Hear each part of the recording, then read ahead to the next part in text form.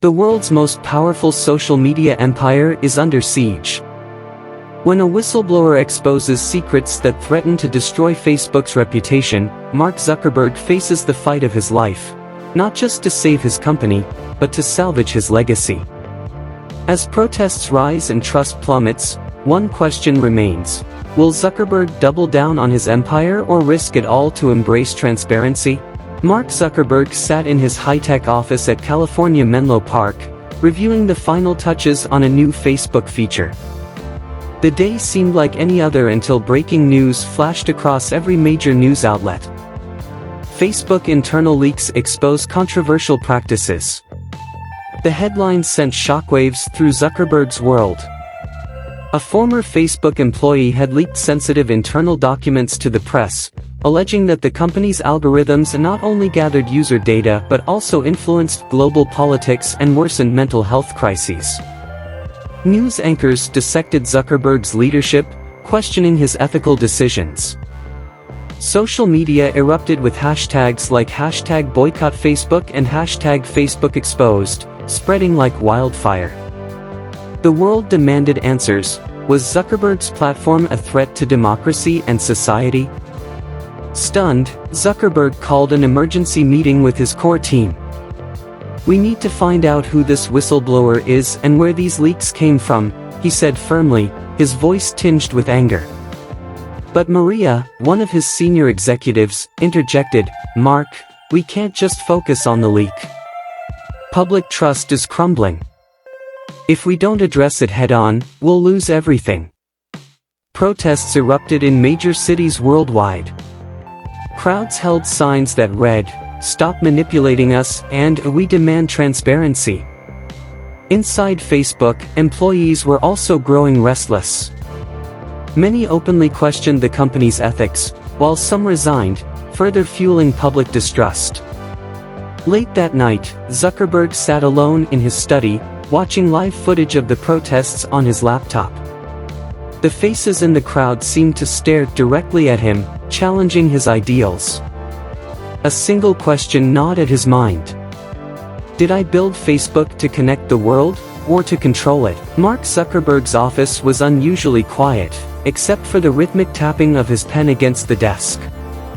His top executives sat across from him, their faces tense with worry. "Any progress on identifying the whistleblower?" Mark asked, his voice sharp yet controlled. Maria cleared her throat. "We have a lead. It seems to be someone from our ethics team. They had access to the documents." Mark leaned forward, narrowing his eyes. "Ethics team? I trusted them to uphold the company's values, not tear it apart." Meanwhile, the whistleblower, identified only as Jane Doe in media reports, became a global sensation. Anonymous interviews revealed her motivations. Facebook has lost its way. The algorithms prioritize profit over people, spreading harm under the guise of connection. "I had to act." Her words hit Zuckerberg hard. For the first time, he realized the extent of the internal discontent within his own company. On the streets, protests grew louder and more organized. People marched outside Facebook's offices with signs demanding accountability. Major advertisers began pulling out, and investors started questioning the company's future. At home, Zuckerberg sat with his wife, Priscilla, who was unusually quiet that evening. Finally, she broke the silence. "Mark, you've always said Facebook was about bringing people together. Do you still believe that?" Her words lingered in his mind long after she left the room. The next day, Zuckerberg received an email from an unlikely source, Tim Cook, CEO of Apple. The subject line read, "A word of advice." Curious, Mark opened the message. "Mark, I've faced my share of public backlash. Trust me, the only way forward is transparency. Acknowledge the mistakes, take responsibility, and change the narrative.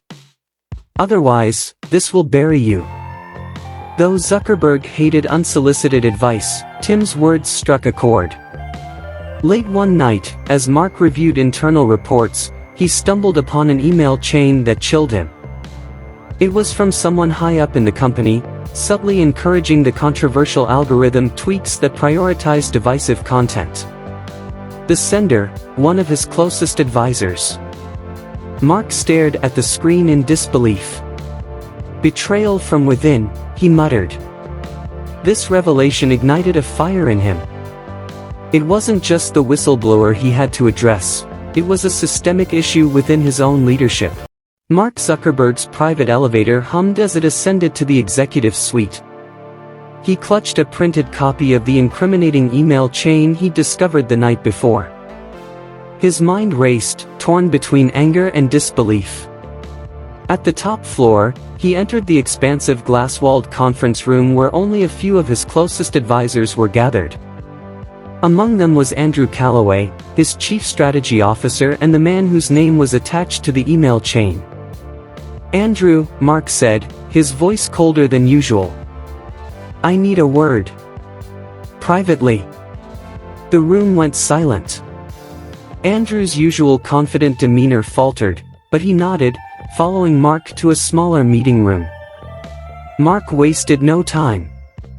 He tossed the email chain onto the table between them. "Care to explain this?" Andrew glanced at the papers, his face pale. "Mark, I can explain. This was taken out of context." "Out of context?" Mark snapped. "You were pushing changes to the algorithm that amplified misinformation and divisive content, for profit. And you didn't think I needed to know?" Andrew hesitated before speaking, his tone defensive. "I was doing what I thought was best for the company. Engagement drives revenue, Mark. You said it yourself." "That's not an excuse to compromise our principles," Mark replied, his voice rising. This is why we're in this mess." Andrew leaned back, trying to regain composure. "Do you think people care about ethics, Mark? They care about being entertained. We're not in the business of morality, we're in the business of keeping users on the platform." Mark's jaw tightened. "This isn't just about business anymore. This is about trust, Andrew. And thanks to you, we've lost it." The confrontation didn't end with resolutions. Andrew's defiance planted seeds of doubt in Mark's mind. Was this betrayal a symptom of a larger problem within Facebook's leadership? Were others also complicit in prioritizing profit over values? Determined to regain control, Mark called an all-hands meeting the following day. The entire company was on edge, wondering how Zuckerberg would address the growing crisis. Standing before a packed auditorium, Mark began, "I started Facebook with the belief that connecting people could make the world better. Somewhere along the way, we lost sight of that. But I refused to let this company crumble because of short-sighted decisions." His speech was both an admission of failure and a rallying cry. "From today onward, transparency will be our priority. We will rebuild trust, not through words, but through actions." As Mark tried to stabilize the internal chaos, the whistleblower, Jane Doe, wasn't done yet. In an anonymous podcast, she revealed that Facebook executives had knowingly suppressed reports on the mental health impacts of social media on teenagers. The walls of Facebook's headquarters felt like they were closing in. Whistleblower Jane Doe's latest revelation had ignited a storm of public outrage. Mark Zuckerberg sat in his office late into the night, staring blankly at his laptop. Headlines flashing on his screen condemned him, questioning his leadership and ethics. For the first time, Mark doubted his ability to steer the company through the chaos. Amid the turmoil, a courier arrived with a handwritten note for Mark. His assistant placed it on his desk, her expression unreadable. Mark unfolded the paper. The message read, "Mark, you're facing a defining moment. I've seen what's happening, and I believe I can help. Meet me tomorrow at 10 a.m. at the coffee shop across from the park. Come alone." The note was unsigned. Mark's first instinct was suspicion. Could this be another trap, another whistleblower looking to expose him? But curiosity outweighed caution. The following morning, Mark donned a simple hoodie and jeans to avoid drawing attention. He arrived at the modest coffee shop, scanning the room for the person who had sent the note. A man in his late 50s, wearing a weathered leather jacket, waved him over. "Mr. Zuckerberg, thank you for coming," he said as Mark approached. "Who are you?" Mark asked, keeping his voice low. "My name is Daniel Klein," the man replied. "I'm a former investigative journalist. I've been following Facebook for years. Let's just say I've seen enough to understand your current predicament." Mark hesitated, his skepticism evident. "Why are you reaching out now?" Daniel leaned forward, his tone serious. "Because I believe Facebook still has the potential to do immense good, but only if you're willing to take bold, honest steps to fix what's broken. And right now, you're running out of time." Daniel laid out a bold idea. "You need to flip the script. Stop running from the allegations and face them head-on. Release a full transparency report, acknowledge the company's failings, from algorithmic manipulation to the mental health impacts. Outline a plan for meaningful change. If you own the narrative, you'll control how the world sees this crisis." Mark's jaw tightened. "Do you have any idea what that would do to the company? The lawsuits, the investor backlash, it could ruin us." Daniel nodded. "Yes, it might. But the alternative is worse. If you keep dodging accountability, you'll lose Facebook piece by piece, your employees, your users, your reputation. Transparency is your last, best shot at redemption." Mark spent the night mulling over Daniel's words. The idea of voluntarily exposing Facebook's flaws was terrifying, but Daniel was right. Avoiding the truth had only deepened the crisis. The next morning, Mark called an emergency meeting with his executive team. As he outlined the plan for transparency, the room erupted into chaos. "Are you insane?" Andrew Calloway, the chief strategy officer, exclaimed. "This will destroy us. The stock will tank. We'll be sued into oblivion." Mark's voice cut through the noise. "We're already on the edge of collapse. This is our chance to show the world we're willing to change, to rebuild trust from the ground up." Despite fierce opposition, Mark moved forward with the plan. He tasked a team with preparing a comprehensive report on Facebook's controversies and initiated reforms to increase accountability, including independent audits and new content moderation policies. A week later, Mark held a live-streamed press conference. Millions tuned in, expecting either more excuses or silence. Instead, Mark began with a startling admission. "We've made mistakes, serious mistakes. And for that, I take full responsibility. But today, I want to show you how we're going to make things right." He detailed the transparency report and outlined sweeping changes aimed at addressing Facebook's impact on society. The reaction was a mix of skepticism and cautious optimism. The air was thick with tension as Mark Zuckerberg sat in the corner office of Facebook's headquarters, watching the news cycle explode in real time. His press conference had sent shockwaves through the media and social platforms. While some applauded his decision to take accountability, others, particularly the investors and top-tier executives, were seething with fury. Mark's phone buzzed incessantly. Emails piled up, filled with both praise and scorn. Yet one notification stood out, a meeting request from the board members. Mark knew it wouldn't be a casual chat. This could be the moment everything changed. The meeting room was cold, the tension palpable as Mark stepped inside. The board members sat with stern faces, their eyes fixed on him. He took a seat at the head of the table, steeling himself for the inevitable storm. "Mark," began Patricia Mills, the head of Facebook's board, "this transparency plan, it's a disaster.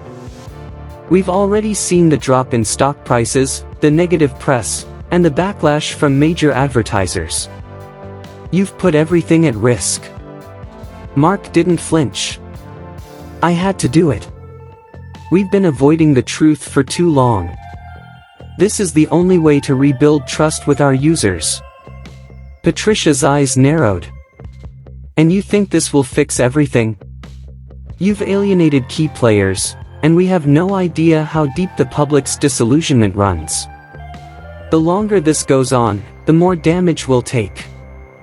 I think you need to reconsider." Mark's heart raced as he realized that his bold move might cost him more than he had anticipated. The board was no longer on his side. Later that afternoon, Mark met with the head of the investor group, Michael Thompson, a man whose wealth and influence had been the backbone of Facebook's growth over the years. "You've ruined us, Mark," Michael spat. "The stock's plummeting, the press is unforgiving, and we're losing advertisers by the minute. This is not how we do business."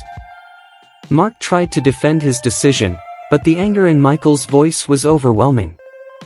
"We were doing business the wrong way," Mark replied, his voice steady. "This company needs to evolve. If we don't take responsibility now, we will lose everything." Michael leaned in closer. "You're gambling with billions of dollars, Mark. I'm warning you. If this doesn't turn around soon, we'll have no choice but to pull our funding." Mark's mind raced. Could this be the end of the road? Had his attempt to be transparent really pushed Facebook to the brink of collapse? Just as Mark was starting to question his decisions, a surprise call came through. It was Daniel Klein, the man who had first urged him to go public. "I saw the press conference, Mark," Daniel said, his voice calm yet encouraging. "It's a bold move, but you've got to stand firm. Trust is hard to rebuild, but it's not impossible. The next step is crucial. You need to double down and show the world that Facebook can be part of the solution. Start making the changes now, don't wait for approval from the board or the investors. Take control." Mark wasn't sure what was worse, the backlash or the mounting pressure to deliver. But Daniel's words gave him a renewed sense of purpose. He had no choice but to keep moving forward, even if it meant facing a storm of opposition. Back at Facebook's headquarters, the employees were divided. Some, particularly those close to the company's upper management, voiced their concerns about Mark's transparency plan, seeing it as a risky, unsustainable move. But others, especially those who had long felt ignored and marginalized, rallied behind him. Jane Doe, the whistleblower whose revelations had started the chain of events, sent Mark a cryptic message: "The truth will always find a way out. Stay strong, but don't let your guard down." Mark knew the company was in the midst of a seismic shift. The decision to embrace transparency had made him a target, but it had also given him a small but powerful group of allies. Now, it was time to fight for Facebook's future. Late one night, Mark received an encrypted email. It was from an anonymous source within Facebook. The message was brief, yet chilling. "There's a mole inside the company. Someone has been feeding information to the media.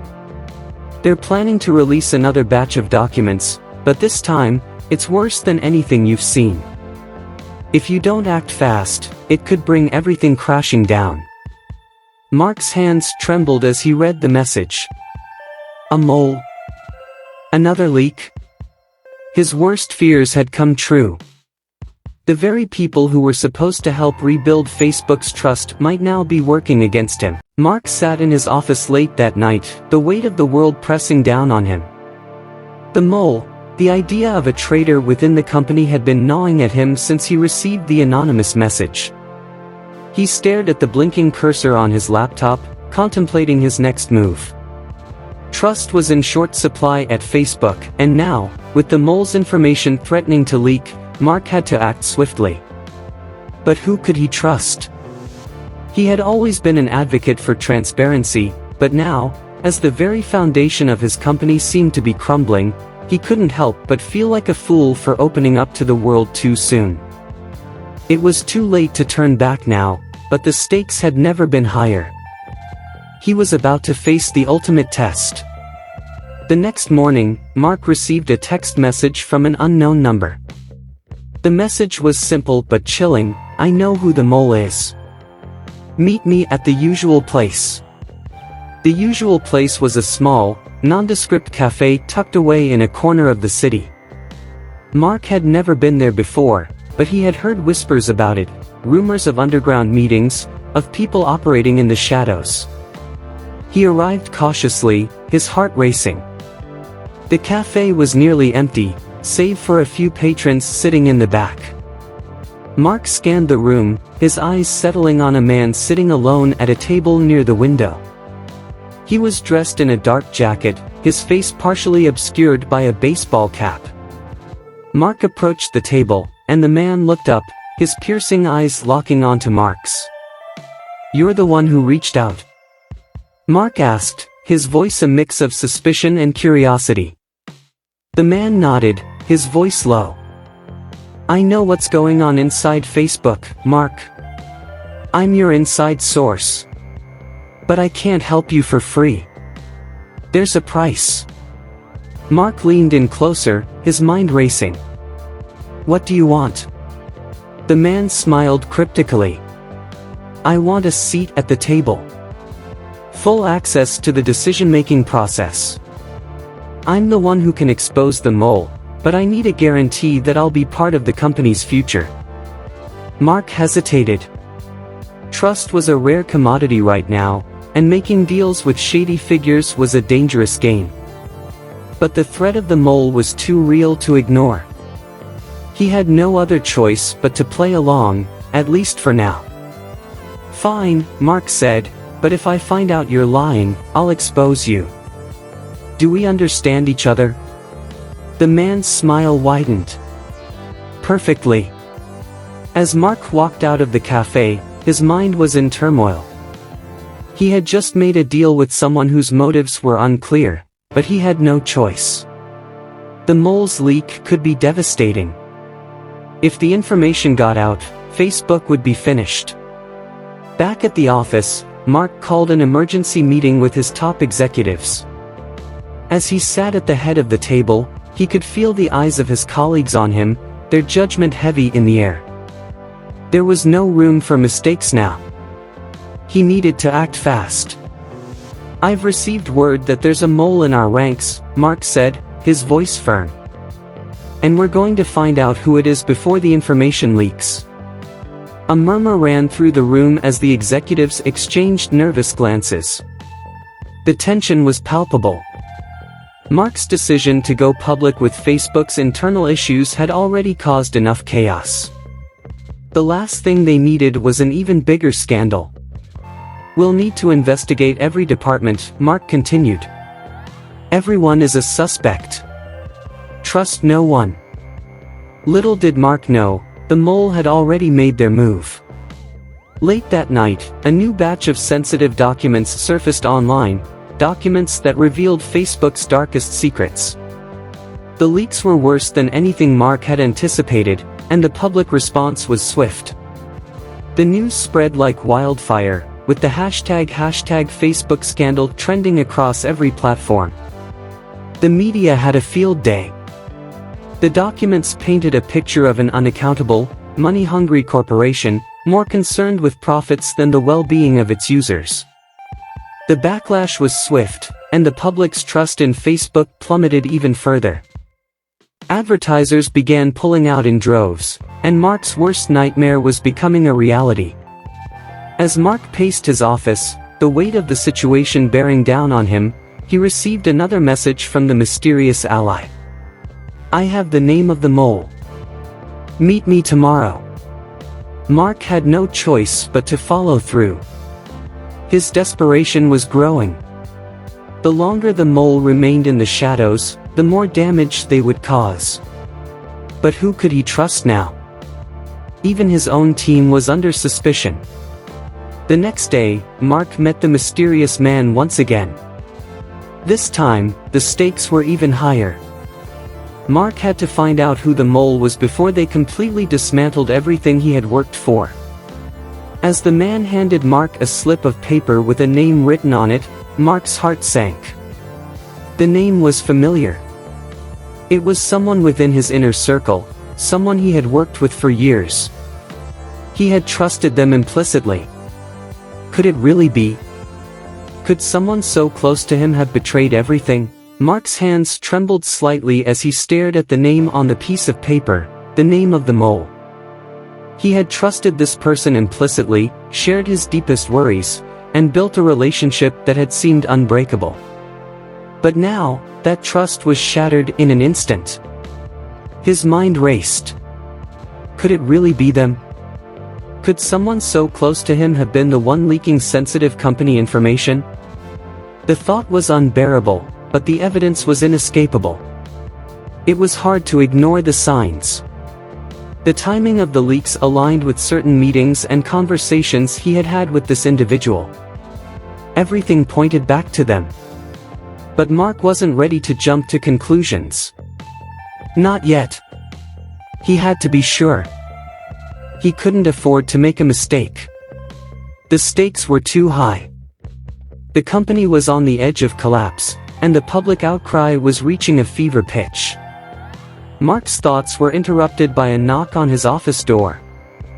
It was his head of security, Brian, who had been running background checks on all the employees since the mole had first been suspected. Brian looked nervous, holding a folder in his hands.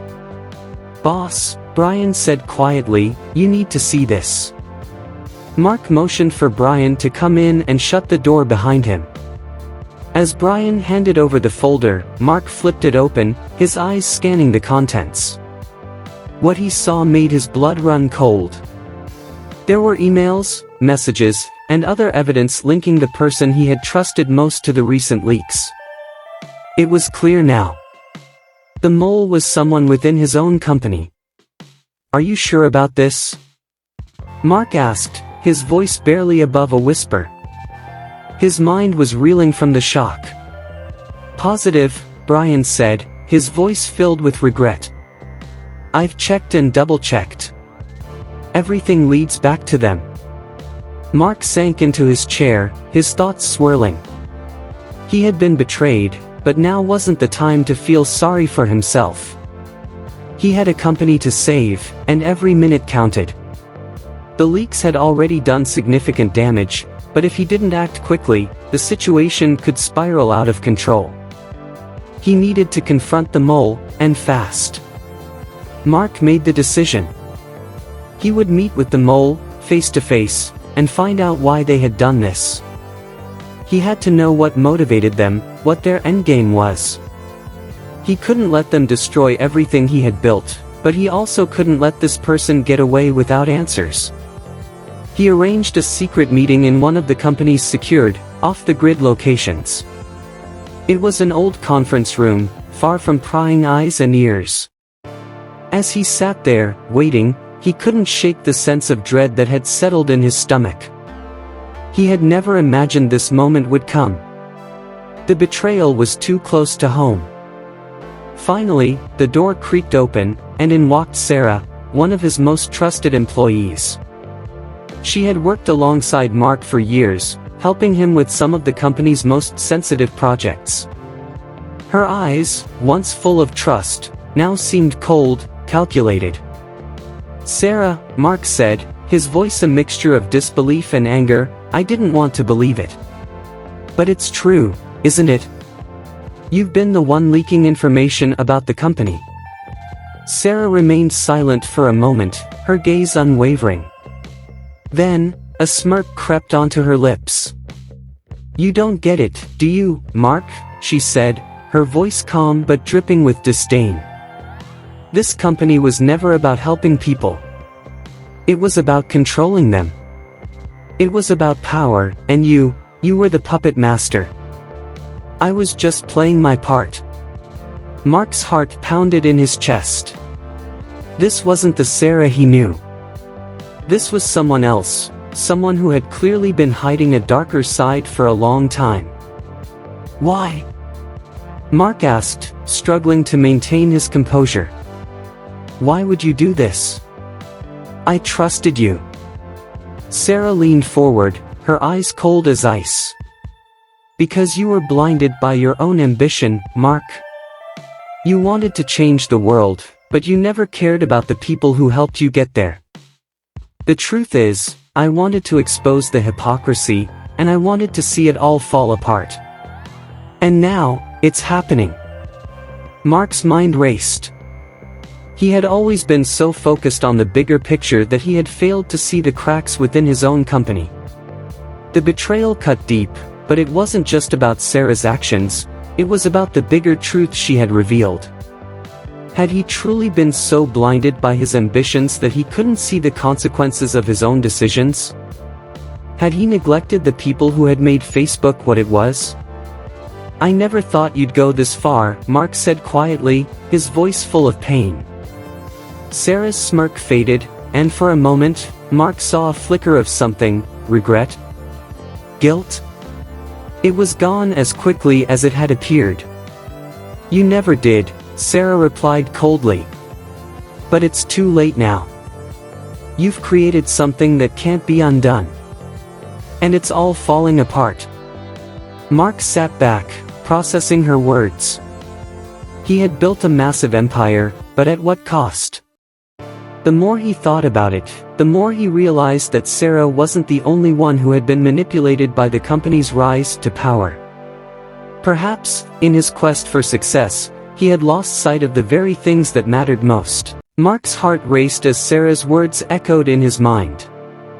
The revelation of her betrayal was jarring, but what was even more unsettling was the truth she had unearthed, truths about himself that he had long ignored. As the confrontation lingered in the stale air of the room, the weight of responsibility bore down on him. This wasn't just about the leaks anymore, this was about a legacy that was teetering on the edge of collapse. For the first time, Mark allowed himself to fully acknowledge the cost of his rise to power. The ruthlessness, the manipulation, the constant drive for more, it had all led him to this moment. But what did he want now? What was left to fight for? The public trust was shattered, his personal relationships crumbling, and his empire was crumbling alongside them. But there was still one question left to answer: what would happen next? Sarah stood up from the table, her eyes still locked on Mark. She didn't seem afraid, nor did she seem concerned about the consequences of her actions. Her face remained calm, cold even, like a predator that had gotten what it wanted.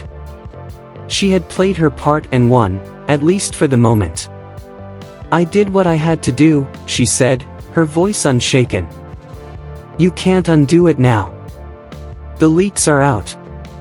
The people are turning on you.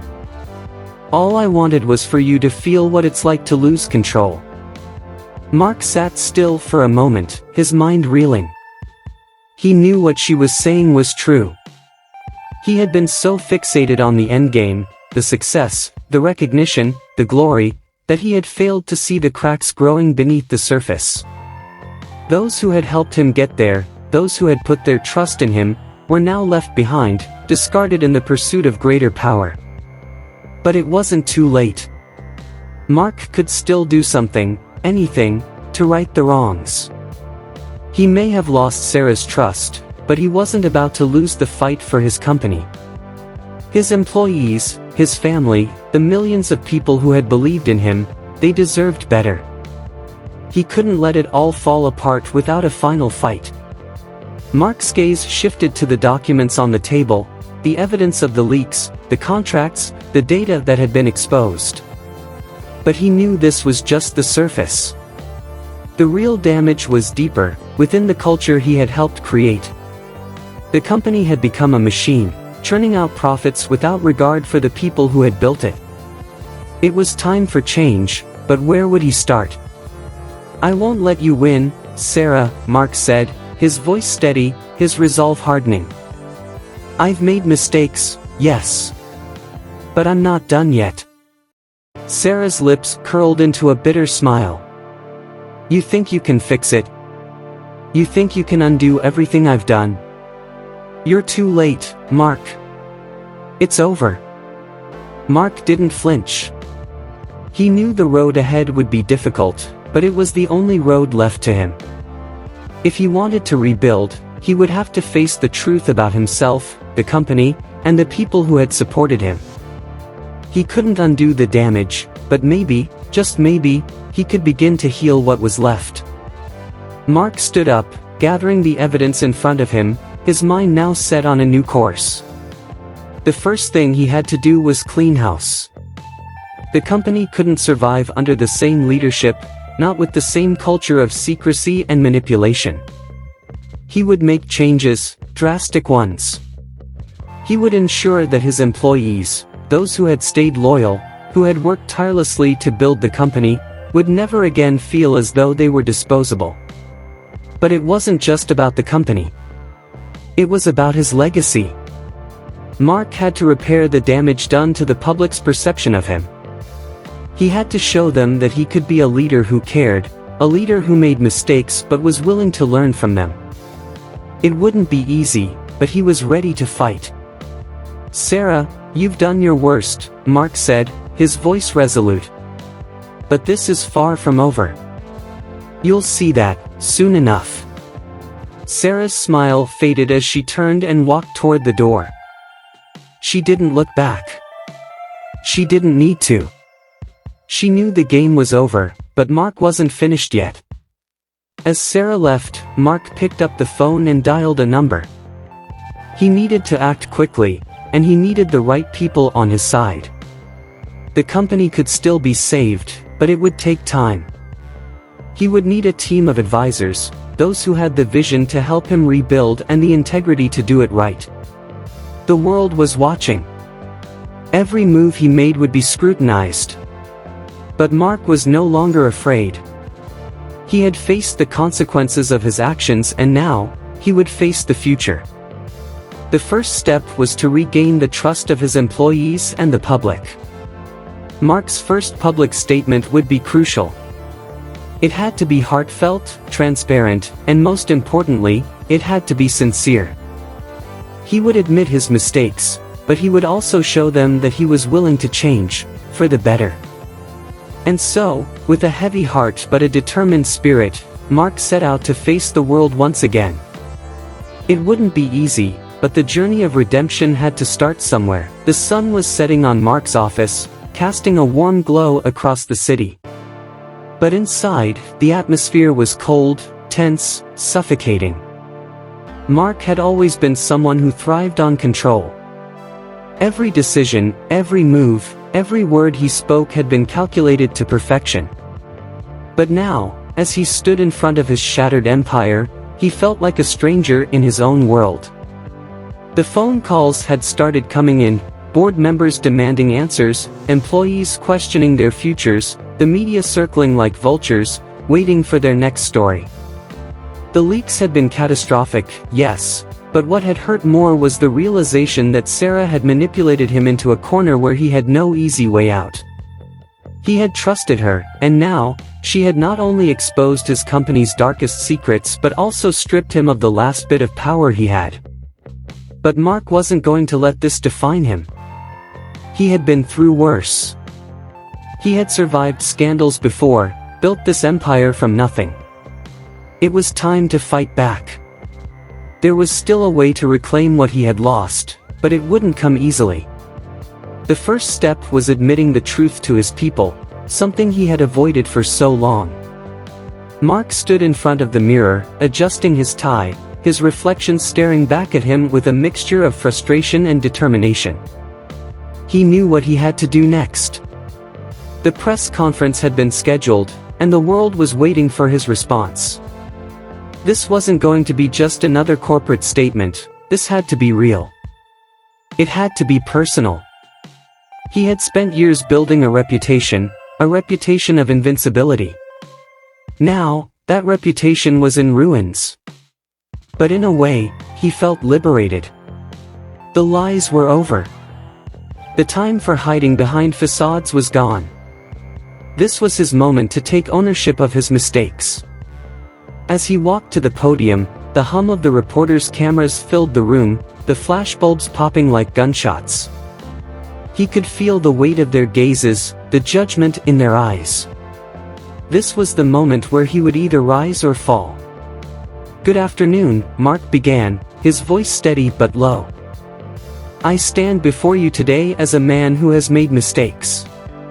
Many of you have seen the leaks, heard the rumors, and read the headlines. What I want to tell you is that what you've heard is only part of the truth." The room went silent, all eyes on him. Mark paused for a moment, gathering his thoughts. "I've spent my life building a company, a legacy. But in doing so, I lost sight of the very thing that made this company great, the people. I failed to lead with the integrity that I promised, and for that, I owe every single one of you an apology." He could feel the weight of their scrutiny, but he pressed on. Sarah's actions, what she did, were unforgivable. She sought to tear down everything I built, not just for the company, but for the people who worked alongside me. But make no mistake, this is my fault. I allowed it to happen. I ignored the warning signs, and for that, I will take full responsibility. The press conference went on for what felt like hours, but in reality, it was only a few minutes. Mark had said what needed to be said. He had opened himself up, vulnerable for the first time in years. But he wasn't finished yet. This was just the beginning. As the reporters filed out of the room, Mark stood there alone, facing the mess he had created. The world now knew his darkest secrets, but that didn't mean the story was over. He had to make things right, not just with the public, but with the people who had trusted him the most. His employees, his team, the ones who had stood by him for years. He had to rebuild their faith in him. But how? Where did he start? The answer was simple, with action. The next few days were a blur of meetings, calls, and strategy sessions. Mark had taken the necessary steps to remove the toxic elements from his company, starting with those who had enabled Sarah's scheme. But that was only the first step. The real work was going to take time. He called his employees together, one by one, and apologized. Some accepted his apology without hesitation, others were more skeptical. But he knew this was part of the process. Trust had been broken, but it could be rebuilt, piece by piece. He would show them, not through words, but through actions, that he had changed. That he was no longer the man who had been blinded by power. The board was another challenge. Some were more understanding than others, but Mark knew he had to earn their trust again. He couldn't afford to lose them. They were his lifeline in this storm. He promised to overhaul the company's leadership, bringing in new faces, people who would challenge him, keep him honest, and put the company's values above all else. The media, too, needed to see a change. Mark had already started to clean up the leaks and take control of his narrative. It wasn't easy, but he was prepared for the fight. Mark knew it wouldn't be an overnight transformation. This would take time, patience, and a lot of hard work. But for the first time in years, he felt like he was on the right path. This wasn't about rebuilding his empire. This was about rebuilding himself. He had lost everything once, but now, he had the chance to rise again, not as the man he had been, but as the man he wanted to become. The world had watched Mark crumble. His company's reputation lay in shreds, and his once loyal employees had been shaken to their core. But amidst the chaos, a sense of clarity emerged within Mark. This was his final chance to redefine himself and his legacy. Weeks after the press conference, Mark unveiled a new vision for his company. In a bold move, he introduced an employee-first policy.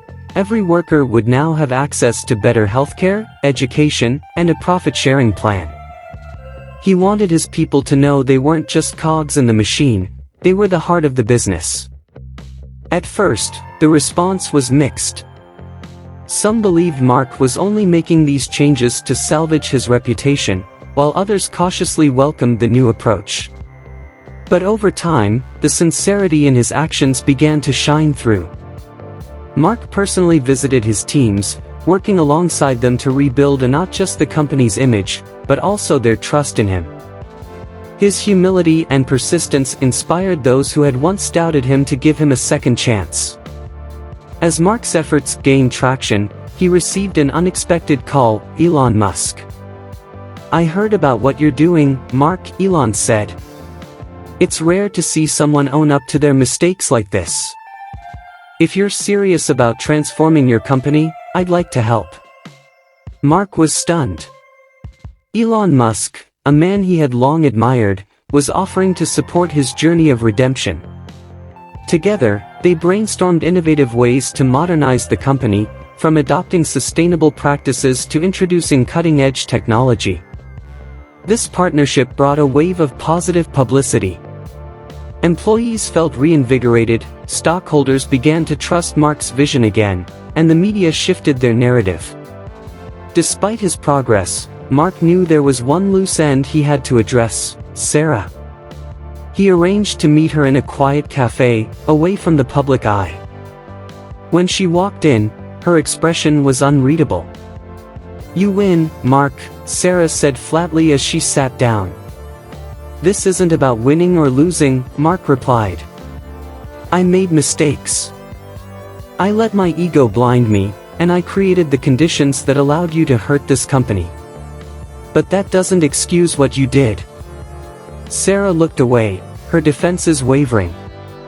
For a moment, she seemed less like the calculated saboteur and more like a person grappling with her own regrets. "I never wanted it to go this far," she admitted quietly. "Maybe not," Mark said. "But it did. And now, we both have to live with the consequences." They parted ways without hostility, but also without reconciliation.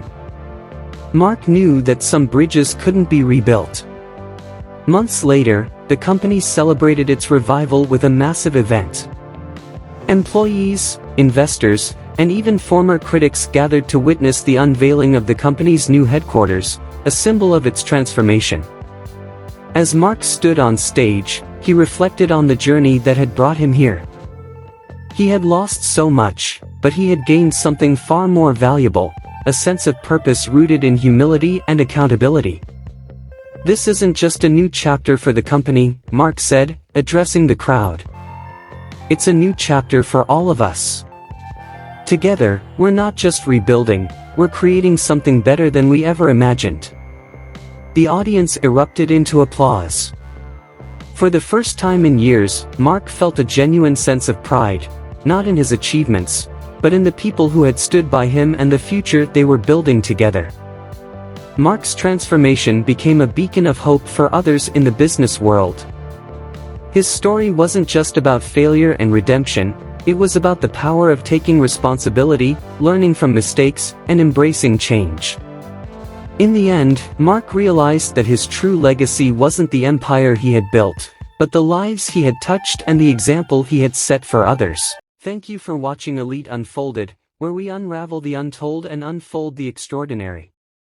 If you enjoyed this story, don't forget to like, share, subscribe, and hit the bell icon for more captivating tales. Let us know your thoughts in the comments below, we'd love to hear from you.